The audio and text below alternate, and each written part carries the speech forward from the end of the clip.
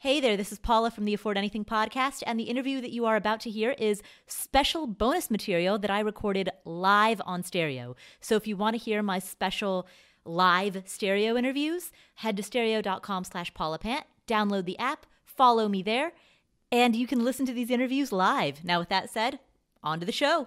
Hello. Hi. Oh my God. Or Alise. Hi. Alise is fine. I'm here with Mike. I'm so excited to hear from you. Hey, Paula.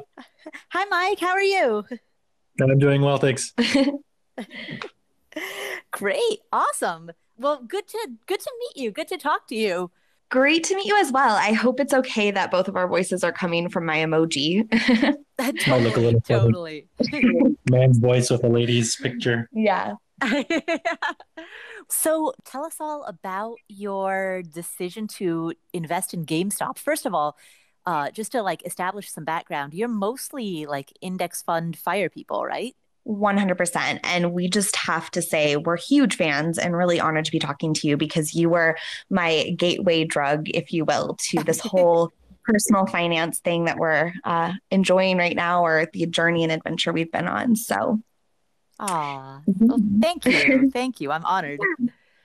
Mike's a big fan too. I can't get him to talk about this stuff, but he came out because he was like, of course, for Afford Anything for Paula, we'll do it. So Yeah, absolutely. Huge fan. yeah. But yeah, in terms of December, it was, I've got to give Mike pretty much full credit. I remember the look on his face when I found out how much GameStop he had bought, because he didn't want to panic me by telling me, but we talked it through. And So I first started having GameStop show up on my radar probably about October. They spiked up from, I think, $7 or $8 up to $11 after hours because they had signed an agreement with Microsoft for some digital revenue sharing for Xbox Live or Xbox Game Pass for Xboxes and that kind of devices that are purchased from GameStop. So there's that revenue sharing. And I was like, oh, GameStop's awesome. I mean, I'm nostalgic from my childhood. I would hang out there and play the new consoles that would come out. And so it was a cool place that I particularly enjoyed. So it popped up on my radar at that point. I didn't buy any, but it really piqued my interest. So I started keeping an eye on them. And a little bit later, it was, I think about November-ish timeframe, started reading about it more, and they started popping more again, and started reading more, and got in touch with, you probably heard him at this point, Roaring Kitty. So Yeah. he's a YouTube personality, and he just tries to find deep value investments. But I dove into his thesis for why GameStop was not going bankrupt. It's not a Blockbuster 2.0. So there's a lot of really good research that was done, as well as the activist investor that came on. So in November, Ryan Cohen, who is the co-founder of Chewy, had written a pretty awesome letter to the board of directors and CEO of GameStop saying, you guys need an action plan. You need to say how you're going to start taking over this $200 billion a year industry, because gaming is huge. It's huge. And they were just, their current leadership was just doing a really poor job of letting this huge growth just go by the wayside. I mean, this huge industry, and GameStop was going downhill. So Ryan Cohen wrote this amazing letter saying, here's what you should do. So I bought in that because I was like, Ryan Cohen's this activist investor. He believes in GameStop. I read all the Roaring Kitty due diligence. I did my own due diligence and found that it was very, very undervalued. And then on top of that, we all know the short interest was astronomical. No other stock at that time was even nearing the amount of short interest that I think you've covered short interest before on previous talks, but I don't know if we need to cover the ideas or theories behind short interest. Yeah, I mean, for the people who are listening who are unfamiliar with it, yeah, please feel free to elaborate on it, because GameStop was, I think, the most shorted stock, more so than any other company. Isn't that right? Absolutely. So there was 140% of the available shares sold short. So that means someone has to borrow a share, and then when they borrow that share, they sell it on the open market, hoping that the stock is going to go down and purchase it later. So you might ask yourself, how do I have 140% short? Well, if I were to be someone were to sell me a short sold stock, the original owner still owns the stock, and then I own the stock. But what my brokerage can do is then go and lend out the shares that I own. So essentially, there's a synthetic long that can then be shorted again by another player. So you can it can actually get above 100%, but that just makes it that in order to close a short position, someone's going to have to buy it multiple times from the market. So that was kind of, I didn't really have that as my focus of the play. I just had a focus of the fact that GameStop was completely undervalued. So we got into it, and the short squeeze was just kind of icing on the cake. So that's what got me into there. And then what made me go really deep and not really tell Annalise how much exactly we had was Ryan Cohen had he released a new 13D. 13D is an SEC filing saying that he increased the amount of shares that he already had. So he had about 9.9% of the total company. And then after this filing, he had 13% of the company. So he went up to 9,001,000 shares. And at that point, I said, well, if he's going in this big, I'm going to go in big as well. So on that day when he released that 13D, I think the Monday afterwards, it was trading for about $15. So I just bought a whole bunch of it, as much as I had in my brokerage account at that point. So this is all my after-tax brokerage. All my IRA and 401ks were all separate. Those are still ETFs. So it was just a decision just based on the overwhelming idea of GameStop being really undervalued and this activist investor that have a proven track record of e-commerce and technology getting in the game. Right. So there are a couple of things here. So first, with regard to Ryan Cohen, that piece of the story, well, let me back up for a second. There's kind of two things that I'm hearing. One, there's the more fundamental perspective on GameStop and its potential for future growth. Ryan Cohen is certainly one of the most accomplished e-commerce entrepreneurs in recent history. The growth of Chewy.com was absolutely impressive. And when he wrote that letter to the board of directors, that letter resulted in not just Ryan Cohen, but also two other C-level executives from Chewy.com all joining the board of GameStop. So now you've got three people from Chewy who are all on the GameStop board of directors, and that's certainly very positive news for GameStop. And so I certainly understand how that contributes to a strong fundamental outlook. And then the other piece of it, as you touched on, is the naked short sales, where people who had located a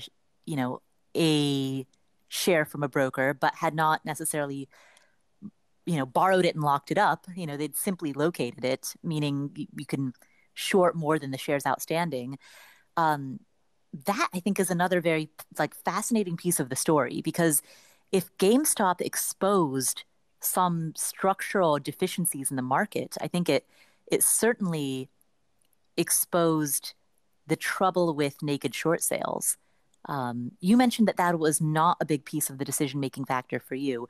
At what point did you realize that as history would have it, ended up becoming a big piece of the story? At what point did you realize that this is getting into more than just fundamental territory? That was right after the board of when they did the board of directors shakeup. Ryan Cohen, they announced he was coming onto the board of directors. He was bringing his previous Chewy COO and CFO, and at that point, we saw Wall Street had about a day of lag, but after that, I think we shot from $15 up to, I don't know, it was $60 or something. It just started going on a meteoric rise, and I said, okay, yeah, this is the squeeze. This is what's going on right now. So that's actually happening at the moment. And that it kind of took that to really solidify that, okay, this is happening now. Mm. Mm. What was with that website, The Squeeze Has Squoze? This was a thing. Mike kept talking about the squeeze has not squoze yet, but I think the squeeze was prevented from being squoze.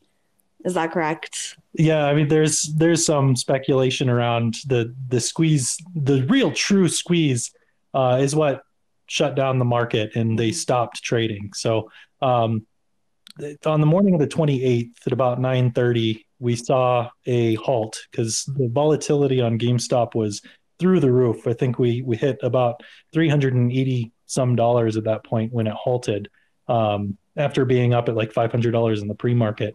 That volatility halt up, we saw that some users on Robinhood actually had some shares being sold at a market at $2,000. So I think at that point things stopped, and the market was about to break. We didn't actually see the short squeeze because everyone was disallowed from buying, at least on a certain amount of brokerages, as well as certain clearinghouses like Apex. So we saw E-Trade, Robinhood.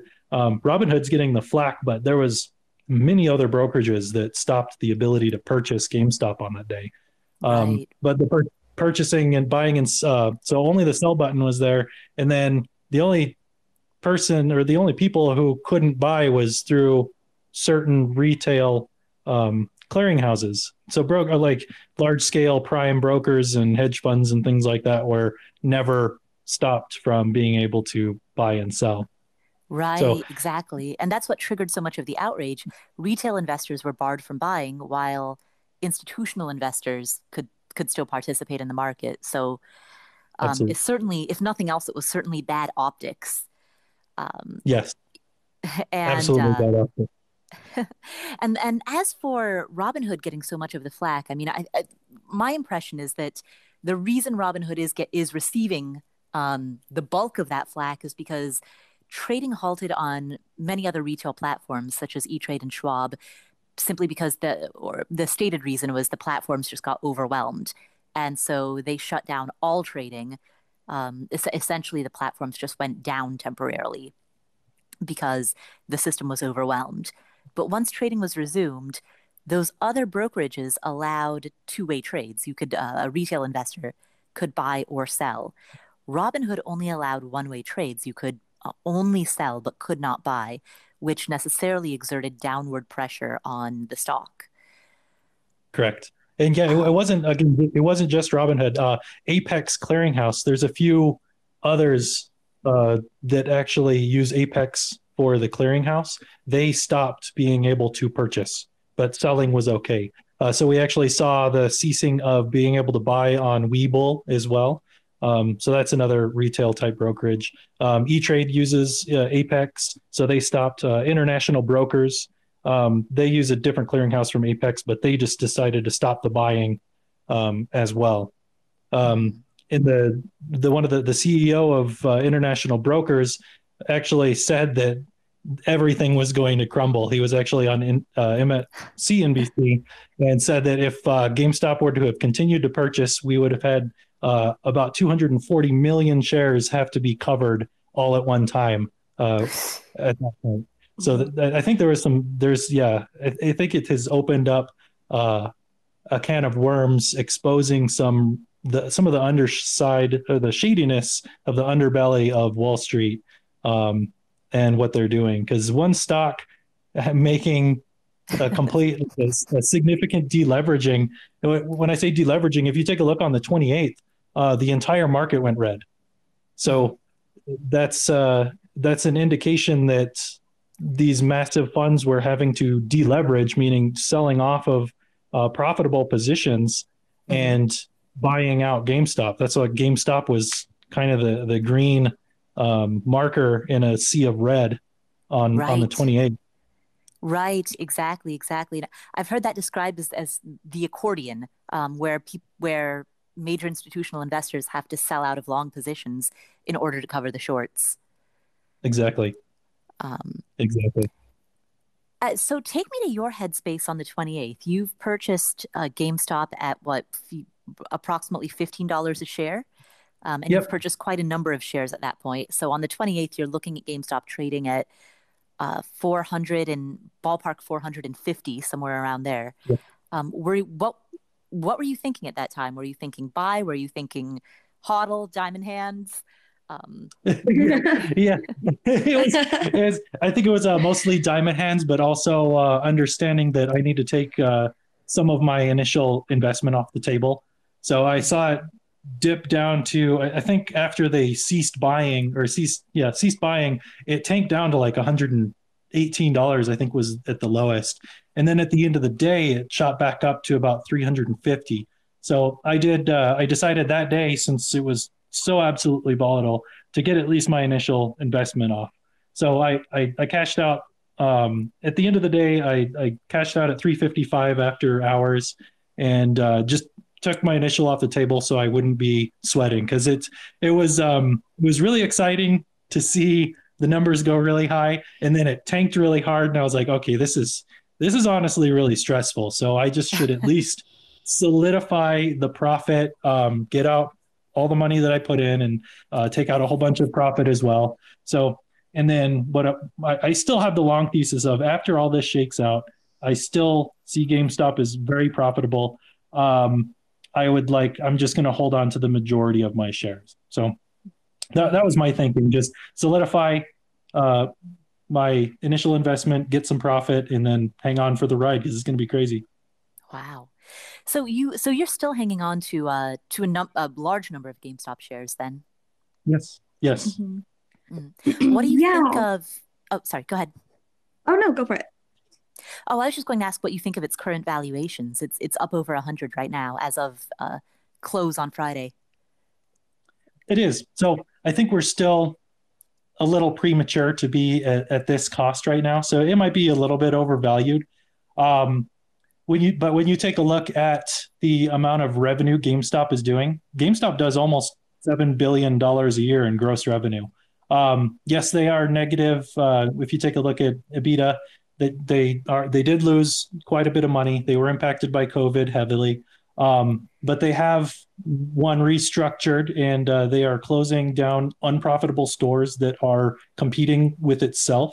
So that should lower their balance sheet, as well as their e-commerce has grown year over year 309%. So they're same store comps of the profitable stores were up almost 4%. I think there was 3.9%. So their profitable stores, even through the pandemic, were going up, and their e-commerce is growing leaps and bounds. So I think right now the market is still valuing them as a brick and mortar store, and haven't really taken into consideration the e-commerce transition. But at this point, I think with them valued at $100 a share, that puts them right about $7 billion valuation. So they're about on par for their yearly revenue. So their EPS is like -35 right now. So it's fundamentally overvalued at this point. But I think once we see a couple quarters of profitable, and we see that the transition is moving through, Ryan Cohen puts a gameplay strategic overview onto the table at the next earnings call, then I think $100 is an absolute perfect value as of right now, if we see a good profitable quarter at their next earnings call. And then from there, it's going up. The bull thesis at this point, within the next couple of years, if the transition is successful, they move to mostly e-commerce, they continue downsizing their unprofitable store footprint, I could easily see it in the $180 to $200 range. That's my current thesis. And if Moon thesis is, if Ryan Cohen can do what he did with Chewy and make this a $40 billion company, because the gaming space is actually a much larger space than the pet space. So the pet space is much smaller. I think it's like 40 billion a year, where gaming is, I think, upwards of $200 billion a year and growing pretty consistently. So that my moonshot's there. If we ever get there in the next few years, then that's about $650 a share. That's my bull thesis. If we can ever get there. I mean, That's an extreme. It sounds like an extreme bull thesis. Yeah. Well, I mean, we see $40 billion. I mean, that's the big company, but with the amount of space there is to grow in gaming, the leadership that's in charge, and $40 billion companies happen all the time these days. I mean, there's a lot of money in the market. So it wouldn't be completely unheard of if we get a good transition and they become a growth company. That's the biggest thing. But right now, if we don't value them as a growth forward-looking company, and we just value them at like brick and mortar, and we have a couple good profitable quarters looking forward, then $150 to $200 valuation is going to be spot on.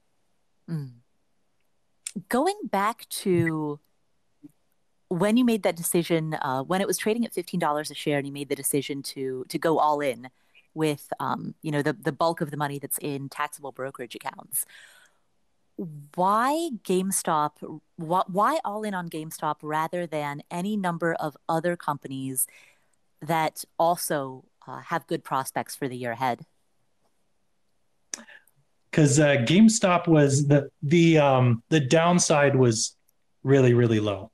So the risk of downside, they're already in the dumps. They're down at the bottom. The upside was much higher than the downside, in my opinion. And also, being a gamer myself, I work in the tech industry. I'm a nerd. It's kind of my wheelhouse. Yeah. So it was something that was easy for me that I could relate with, that I understand, and that holds a place, like a nostalgic place in my heart. Mm-hmm. Oh, yeah. And also, like, I just like to drive the point home that we did have, first of all, we're newlyweds. So we kind of had this new financial take on how to approach things as a team, but we also had about, I'd say 80 to 90% in index funds still, and cash and diversification. So this was very much a calculated decision where we didn't put anything we couldn't afford to lose. And once it was in there, we pretended like it was already gone. So that really helped sort of mitigate the risk and emotion around this moment for us. Yeah, exactly. Mm-hmm. Have you, so you mentioned your newlyweds. Have you ever gone heavy on any other individual stocks before, or is this one the first? That was the first time that a situation is presented where I said, wow, all the evidence pointing in the direction of a turnaround is there. And the risk of not doing it outweighs the risk of doing it. So this is the first time I went really, really heavy into a single stock, but mostly because of the calculated, just all the due diligence behind it. Right. Yeah. Mike got into day trading about a year ago because we've discovered all of these new exciting hobbies thanks to COVID-19 and quarantine. But it was fun watching him kind of learn. And, he went through some tough days too, right? In the learning experience there were some expensive days, but he was really intelligent in the sense that if he had what we'll call bad luck, or if he made a bet that didn't pan out, he would then reflect on what he did wrong, how he would do it differently. So very much treat it like an analytical learning experience rather than like a game of chance, if that makes sense. Have you found in the course of getting into day trading over the last year, has it required new skills when it comes not just to stock analysis, but emotional mastery and behavioral mastery? Yes, absolutely. I would say that having kind of no emotions towards money is kind of how you have to do it. It definitely has a certain amount of mastery, because watching a loss is probably much worse than watching a gain, and that's psychologically proven. Many people are okay to see the numbers go up, and if they win, they go, "Yay, I won!" But they won't sell it and lock in profit. But if they see it go down, then they're really quick to sell it and lock in that loss.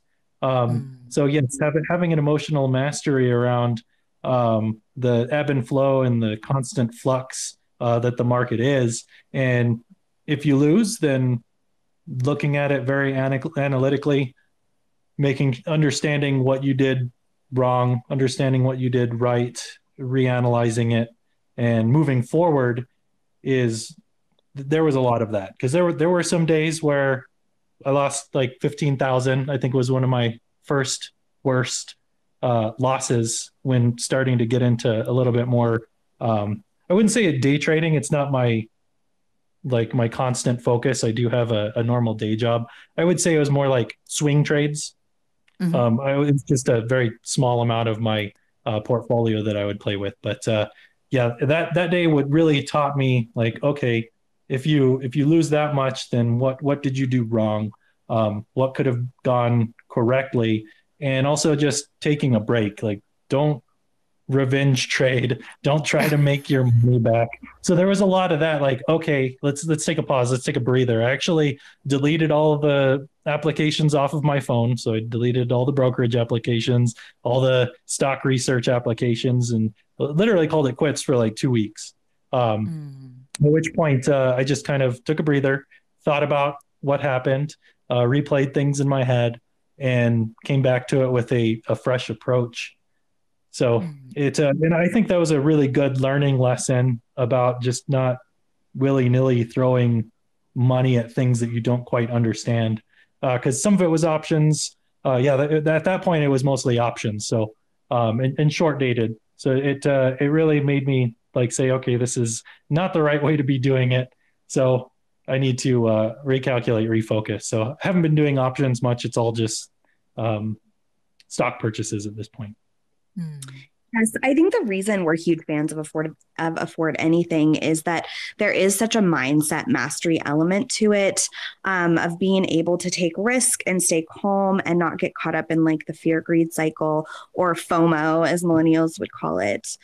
So that's definitely what I learned from this experience. But even on the ups and downs, I still felt the rainbow of emotion that you go through, and had to revisit our strategy, long-term plan. And even as it was going up and down, we had friends and family calling us completely crazy, and still do, I think. And so what I've really learned is the value of contrarian investing, which is something I think we're both really excited about. So the idea of deep value investments and the acquirer's multiple. So this is from Benjamin Graham, who is Warren Buffett's mentor. And his theory is that companies typically revert to the mean if it's a good company without fraud on the books. So if you bet on companies that are doing successful, they might return to the mean, like the medium of what a company does.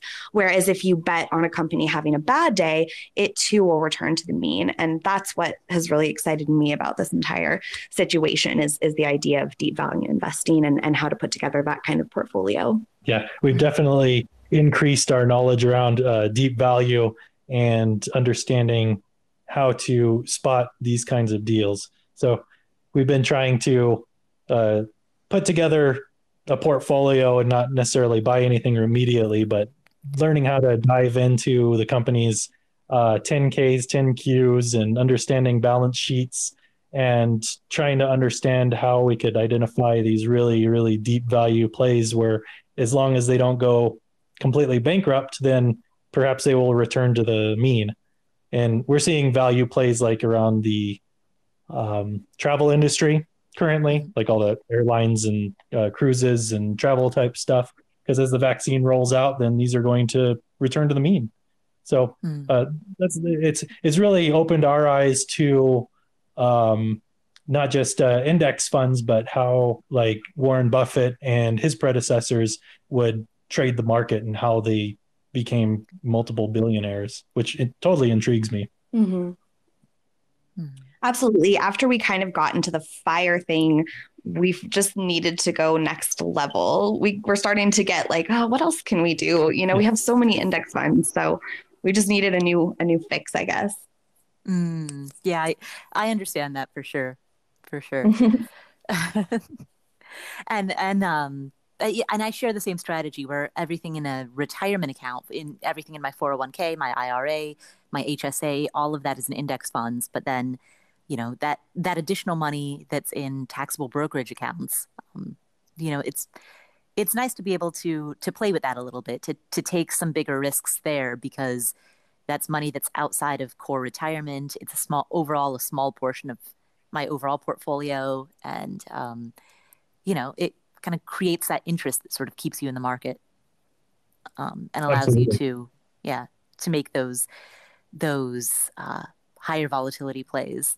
Definitely the experience has changed my perspective on risk in a lot of ways, because I've been pretty risk adverse, because I saw my parents make financial mistakes. But then I've realized a lot of times, if you can take that risk, sometimes being in the game is a good thing, as long as you've calculated the decision.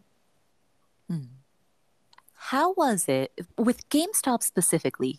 Oftentimes when it comes to investing in any given stock, even if there is a lot of volatility, even if there is a lot of emotion, it doesn't become so comically absurd that it reaches the front page of every newspaper, and non-finance people are hearing about it. Like, what happened with GameStop was particularly once it became kind of tinged with like sort of an Occupy Wall Street movement around it. Once it hit the mainstream headlines, how were you able to, like, how did you process all of that? When you invest in any other given stock, if you invest in Marathon Oil, even if there is a multiplying effect on the price of the stock. Marathon was trading for $4 a share at the beginning of the pandemic. It's up. It was up over 11 just last week. So certainly, you see that kind of growth happening in all sorts of stocks that don't end up developing a circus around them. How did you process everything that was happening with GameStop, given that it was also unexpected, everything culturally that was happening? Yeah, that was a really interesting one, because it started a deep value play, and then it turned into this, oh, we're going to squeeze everything. And then suddenly it turned into this battle, David and Goliath. And I don't even know how it got there. It was I mean, for me, it was like, wait, how did this go so off of the rails? Literally, this was just a technical play. I think when we realized how just exactly how leveraged some of these massive hedge funds were, and how much fighting there was to keep the price of GameStop suppressed, and hearing one of these hedge funds lose almost 53% of their net asset value. I think at that point, people started coming out of the woodwork and saying, oh man, we're beating them at their own game. I remember 2008 when my parents lost their house, and it started getting really personal. I saw a lot of stories online that were just incredible, but for me, it was never like that. I wasn't really affected by the 2008 crisis. Oh, that's not true. As much. Mike bought a house. He bought a house like right before everything tanked, but he was smart and he held on to it. And Mike has a very like interesting and humble background. Like, he couldn't go to college because his parents didn't have credit for like the application. And I think you bought a house right in 2007, but you hung on to it. Oh, yeah. I hung. Yeah. So yeah, I did purchase real estate right at the height of the bubble. Mm-hmm. But that's kind of a side story. But yeah, the whole idea of it becoming a David and Goliath, I think the media really kind of steered that narrative a lot. But there were definitely stories online. So for me, it was never that, because even though I had purchased real estate at the height of the housing bubble, it didn't affect me because I held on to it. I didn't sell it. I still had a job through the entire recession. So that really wasn't a point for me, but it was very interesting to see that narrative take place. I loved it because I feel like it was kind of the financial Super Bowl and I had front row tickets, which was very exciting. But at the same time, I worked in social media for a time and I saw the power of community and how incredible it could be when these people kind of band together. So just watching that as a social phenomenon, I found extremely fascinating. And it's also interesting to see how Wall Street Bets has been portrayed. Like, yes, there is kind of a bro culture, and I take issue with that to a degree, but if you really get into it, I mean, they're hilarious and the memes are very it's funny, but it's also kind of like they're all getting a fundamental finance education. Like these emoji symbols of that community sometimes can be profound. Like the concept of diamond hands is I think there's lots of awesome memes. I mean, they're very, very creative people. The memes are great. They're hilarious, but some of the due diligence you get out of that sub is absolutely incredible. So much time and effort and thought is put into some of these posts, detailing what the company is and why they're going to go to the moon and why they deserve so many rocket emojis. And so it's incredible to see the financial literacy that's actually coming up. And I think it's hilarious because there's so many people who play dumb on that subreddit, and there are a lot of maybe lower educated people who do frequent it and do only look at the rocket emojis. But there's a good handful of people that actually read through the due diligence, and to me, it's awesome. It's really actually increased my financial literacy because in between the memes and the laughing and all the what they call lost porn, it's you actually find these really good nuggets of information that you can go and take, and then you can read into it and figure out why they thought that way. So I think it's great because it is expanding financial literacy in a lot of different ways. Some might gamble off of it, but some are actually learning. I see people ask questions on there and get schooled in how options work and how the market works, and many things that other subreddits like investing or stocks may not actually dive into, because the technical analysis on, not the technical analysis, like fundamental analysis that's done in Wall Street Bets is almost a step above from a lot of things, because most other subreddits are just like, just buy the ETF and forget about it, which is absolutely perfect advice, but it doesn't. Yeah, Wall Street Bets is definitely an interesting place. I enjoy it. I don't. Right. Yeah, that's about all I have to say about it. It was cathartic to have a community on the down days. So, it was like you were all in it together. I wasn't really an active participant, but I would go on and look at the lost porn and the like really random memes they put together. And it made me feel better if we were like down $1 million or up $1 million, depending on the day. So, yeah. Yeah, it's entertaining. But that being said, I mean, I do have concern. One, I think it's great that, Wall Street Bets is bringing financial literacy and making personal finance fun for so many people. I hope that, people are able to emotionally distance themselves from these learning experiences. But also, I am concerned as somebody, we both work in tech. We're familiar with user experience design and the addiction element of Facebook and Instagram, and how Robinhood has put at play some of those behavioral mechanisms. I think you had Charles Duhigg, Power of Habit, if you're familiar. And that does worry me, the idea that people could get addicted to the Robinhood app and that like dopamine rush of buy, sell, buy, sell. So that's sort of like a Pandora's box that can be used for good or evil, which is why financial literacy and education, I think, is so important right now. Right. Exactly. And the behavioral piece of kind of putting safeguards in place that limit your exposure and, as you said in the beginning of this interview, guarantee that you risk only what you're willing to lose. And write it off in your head at the moment of investment, write it off in your head as if you've already lost it. Yes. Yeah, right. That's the mentality you have to go into some of these things. It does sadden me that there are people on some of these subreddits that have taken out loans and thrown their entire life savings or something that's just completely outrageous that someone would do that. So that I don't condone. Let's stick with the memes and not destroying your life. So I would definitely recommend avoiding that one.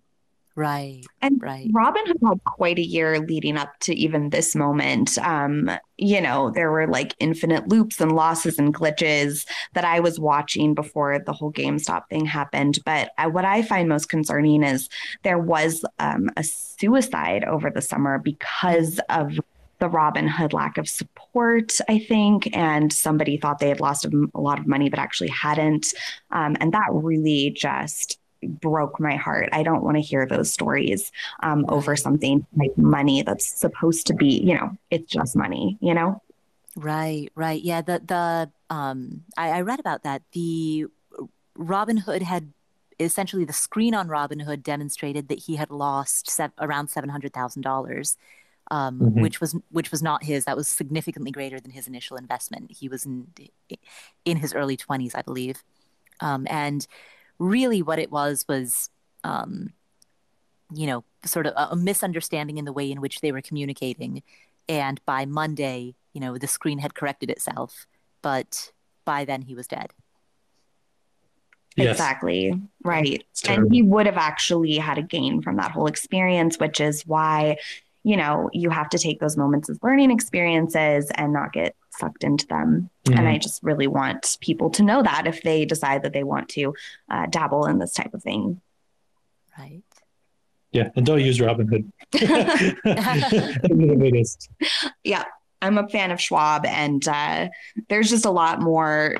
It's just harder to just jump at your first initial instinct in some of the other brokerages, I think, which is good. Yep.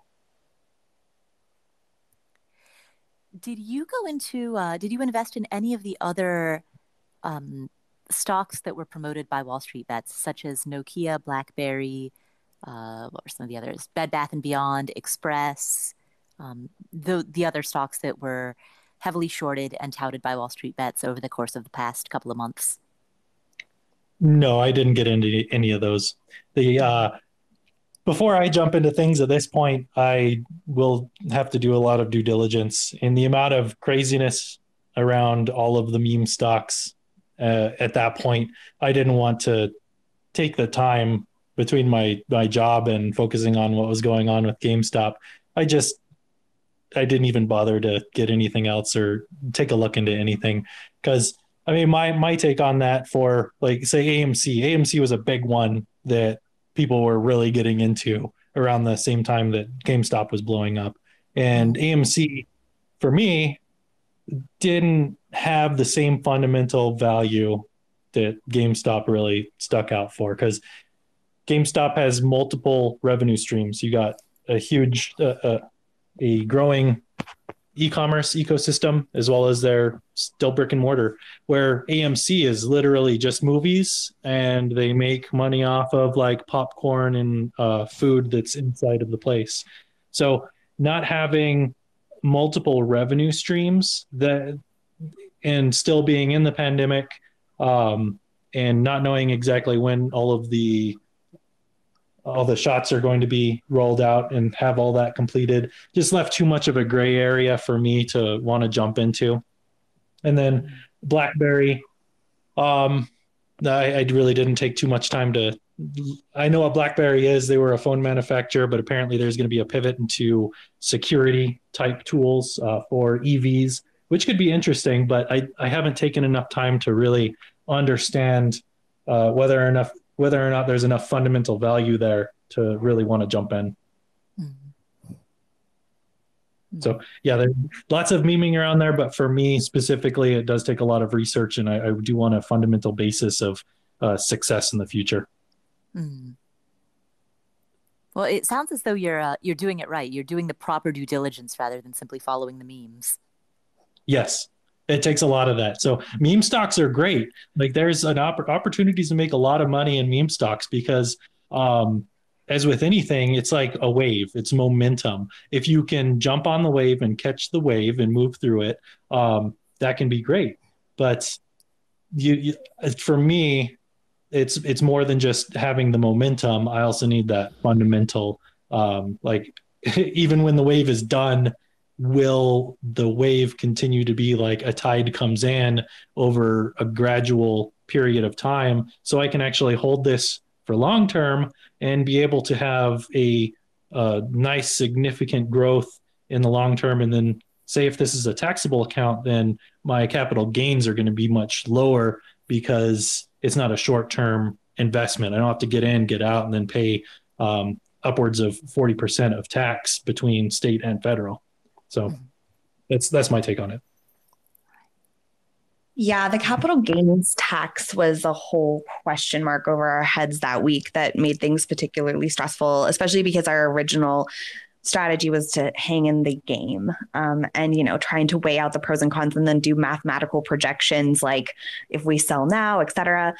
In retrospect, if I could go back and advise us, I would say maybe sell all of it, but I don't think we have any regrets. Hindsight's 2020 though. Yeah, So. yeah. I mean, it was really, I think we feel okay. I'm really, really glad though, because I remember Mike came out of his office and he looked just completely stressed after a day of, this was before they even removed the buy button. So by the time everyone started covering it, we'd already been on our own journey. But I was like, well, how about we just sell what we need to feel, you know, safe and comfortable financially, and then just let the rest ride. And after that, we felt good about it. It was much easier to stay calm, you know? Definitely. Yeah. Yeah, that's a big part of my strategy as well. When I'm not sure about what to do about a stock, I will remove the cost basis so that you know, what's left over, you know, what remains invested is quote unquote house money, and then oftentimes I'll set a stop loss order or a series of stop loss orders, so that I can capture the upside while still protecting against downside. Yeah, definitely. Yeah, Yes. the trailing stop is always good for that one. So it'll move, that stop will move as your profit moves up. Yeah. And that is what is such a kicker is I think Mike had actually put his stop at 500 and we got $18 away from your prediction. Yeah. Well, if they hadn't stopped the buy button, we would have easily hit it. Yeah. I mean, technically, the fact that they did that probably cost us about $2 million ultimately, something along those lines. That's crazy. So, I mean, we have no regrets because these things, again, it's gambling in my mind. So like the world doesn't owe us anything, but it is interesting that decision on Robinhood's part was such an extreme cost to our projections. Right. Exactly. And that will be interesting, you know, legally as the, you know, there's a class action lawsuit against Robinhood, that, you know, it'll be interesting to see how that plays out, since there are so many investors who will be able to make a case for actual damages. You know, there have been instances in the past where other apps, you know, where the system broke, like Uber surge pricing, the system didn't have safeguards, and surge pricing in the past went up to, you know, insane amounts of money for a 30-minute ride. But it was much harder in those cases for users to demonstrate actual financial losses, because a judge could say, well, you didn't have to take that ride, you could have just walked, etc. But with a case like Robinhood, there are genuine financial losses. I think there's a much clearer picture that people can paint. And the argument that people, you know, that protected Uber of, well, you didn't have to participate, cannot be applied in the Robinhood context when money is already tied up. So I think it'll be interesting to see how that all plays out in the courts. Definitely. Yeah, I'm interested to follow that case and see where it's all going. I'm also interested, apparently they're going to have more congressional hearings around GameStop. So I'm excited to see where they'll go with that, whether they're going to put rules in place that'll harm retail investors more like they've done in the past, or actually stamp down on short sales or naked short sales or anything like that. So that'll be interesting to see how everything unfolds. Yeah, and I can't wait to get our like $9.92 check from the class action lawsuit. Well, we don't use Robinhood, so we weren't affected by that. I do. No, you're right. We had it in Schwab, didn't we? Yeah. For sure. But Paula, are you watching C-SPAN? Like, what are your thoughts of the trials and all of that kind of stuff? What are your thoughts in general? I'd love to hear your take on this whole episode. I loved Keith Gill's testimony. I thought that he did the best job of anyone. And Yes. for people who are listening who don't know who that is, that's Roaring Kitty, who we referenced at the beginning of this interview. So I thought he had the clearest testimony of anyone. Vlad, the Robinhood CEO, I think I understand why he said, on January 28th, he went on TV and said that they were not having liquidity issues, which, and then later he kind of it seemed as though he backtracked when he explained that Robinhood had run out of cash. And, his explanation for that is that Robinhood, the definition of the word liquidity and the way that he interpreted that word, blah, blah, blah, that was his explanation. And I believe that. I don't think that Robinhood was up to anything necessarily nefarious. But I do think that the entire thing has exposed cracks in the system, deficiencies in the way that the structure is set up, naked short sales being one of those. And I think that as these hearings continue to unfold and as the cases wind through the court system, those underlying cracks will be kind of, more brought to light. And hopefully that would lead to a remedy. But at a minimum, those cracks, I think, will be better understood by many people. Like, one of the benefits of what has happened is that payment for order flow is now kind of part of the collective consciousness. That's now a concept that many people are exposed to that, that they didn't know about 6 months ago. And so, Absolutely. I think financial literacy is enhanced through all of this. And that, I think, is a big net positive for society. Yeah, I would agree. So one of the coming back to Vlad and his testimony, the interesting thing is he said we did not have a liquidity issue, or he wouldn't admit to having a liquidity issue. But at the same time, he said that the DTCC, which is the Depository Trust and Clearing Corporation, they handle a lot of the settlements. So when people trade, the clearinghouse essentially takes the cash and they take the stocks and they swap them between the two parties. The DTCC, he said, had increased their margin requirements by tenfold. So typically they have a $300 million margin requirement. The DTCC, according to Vlad, he said they gave him a $3 billion margin call, which was absolutely insane. So that's why it wasn't that he was out of cash. He couldn't meet the margin requirements to front what the DTCC was requiring from him. But then we got a later testimony from the DTCC, which said that they waived the capital requirements before the open of the market on the 28th. So that was a really interesting thing. So we have two conflicting pieces of information. One from Vlad and one from the DTCC. I think the payment for order flow is actually really interesting. How Citadel pays for all the order flow from Robinhood so they can front run all of the retail orders. But I think one of the things that I saw missing in terms of questions from congressional and the congressional hearing is failures to deliver. So I don't know if you're familiar with this one, Paula, but GameStop has been consistently on a fail to deliver. So, and it's an unprecedented amount. So what'll happen is during a trade, you have a T+2 day settlement. So when you actually do the trade, it takes 2 days for the cash and the stock to settle.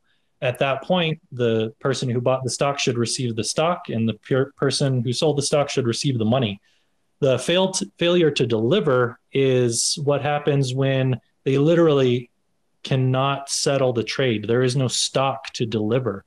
So someone either sold or bought a stock and they either didn't deliver or they didn't receive that particular stock. GameStop had been on the failure to deliver list since early December, meaning people were selling GameStop and there was no actual shares to be able to settle the trade. And typically this can happen. It's not a uncommon thing for it to happen occasionally and in very small numbers, because maybe a settlement got mixed up. It was hard to locate the shares and it took an extra day to settle. But GameStop has been in the millions, where other even large companies that have billions of outstanding shares like Apple, you might see 1,000 or 10,000 failures to deliver of that particular stock in a day. GameStop has been in the millions on some days. So after the 28th, when it tanked really hard and everyone was unable to purchase more, there was like $320 million of failures to deliver that occurred on that day. So there was tons of shares that just weren't able to be found. So GameStop is really quite an anomaly on that. And I think people should be asking why so many failures to deliver. This actually, the same kind of thing happened to Overstock.com, and the Overstock CEO was adamant about trying to fix naked short selling, because that behavior, being on a constant failure to deliver, was indicative of naked short selling to manipulate the price down. We're kind of seeing that same thing here on GameStop at an unprecedented level. So if there was any questions that I would ask if I were a professional person, it would be that: where's the shares and why are there so many failures to deliver? And what does the DTCC have to do with that? Because the DTCC can actually authorize, and market makers like Citadel are able to naked short sell because they are a market maker. In order to supply liquidity, they're allowed to sell shares that aren't there, but they shouldn't be doing it in such an amount that causes issues like this. Right. So that'd be something I'd like to see fixed. Yeah, that was the weird part of this. I remember Mike and I were having a conversation and I was like, why can't a stock sell out technically? And this whole situation has illuminated that for me. Right. Exactly. Great. Well, thank you. Thank you so much for taking this time to share your GameStop experience. This has been a really interesting conversation and a very interesting story to follow. Yeah, thanks for having us. This has been awesome. Yeah. We're really just honored to be able to talk with you. So yeah. Well, yes. Thank you. Oh, and the Cal Newport episode, which is airing as of the time that we're doing this interview, it's airing next week. You will hear a surprise in there. So that relates to you. Oh. Oh, perfect. Yeah, we call in with questions all the time because we love Paula. But Erin also told me to tell you that I worked on The Simpsons. She said you were a Simpsons fan. I'm a huge Simpsons fan. Yes, me too. Yeah, they're cool. I just posted my signed script from those days in on Instagram if you want to check it out. But if you're ever in LA after things have opened up, let me know, because you should totally attend a table read. They're a blast, and they're not as hard as you would think to get in. So I would love to. Oh my goodness. Yeah. The producer Tim Long came and spoke at my college like 15 years ago, and I still remember that. Cool. I would love to know like what he said. That sounds so interesting. But Matt Groening is awesome to meet in person. So yeah, well worth the table if you make it to LA. Oh, wow. Okay. Yes. As soon as the pandemic, actually, I have to go to LA for a wedding in early 2022. So that could work perfectly. Perfect. Okay. All right, cool. DM me on Instagram. I'll see what I can do. So. Perfect. Great. Well, thank you so much to both of you. Yeah. Thank you. It's really been an honor, and we'll come on anytime. Just give us a ring for GameStop Part 2, because it looks like some interesting things are happening again. We'll see. Absolutely. I get the sense that the next few weeks will be very eventful. Absolutely. I agree. Yes. All right. Have a great day. You Thanks, too. you too. Bye. Thanks. Bye. Great talking.